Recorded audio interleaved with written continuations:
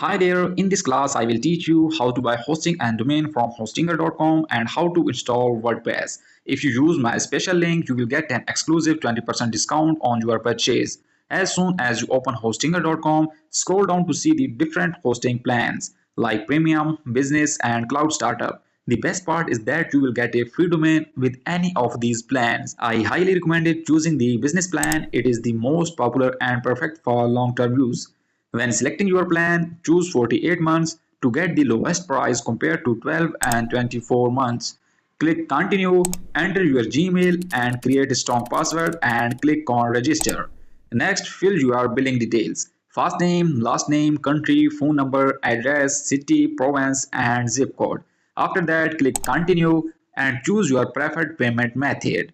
Card, PayPal, Google Pay or if you are using a card, enter your name, 16-digit card number, expiry date, and CVV number. Click Submit Payment.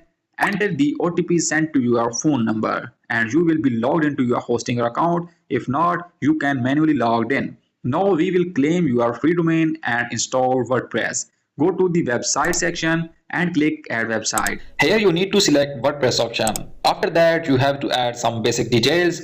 Here you will see two options, Create a Website and Migrate a Website. You need to select Create a Website and then click Next. Now here you will see two options, WordPress and Hostinger Website Builder. Select WordPress and click on Next. Select your preferred language, enter your Gmail address and create a strong password for your WordPress admin panel. Click Next and select Create a blank site. Don't choose AI or pre-built websites. Now it's time to claim your free domain. Type your desired domain name here. If it is available, you will see a green free domain label. Click to select it and then click Install WordPress. Within seconds, WordPress will be installed on your domain and you will be taken to your WordPress dashboard. In the next videos, I will explain each option inside the WordPress dashboard step by step in simple language so you will understand everything clearly. Stay connected and inshallah you will master it easily.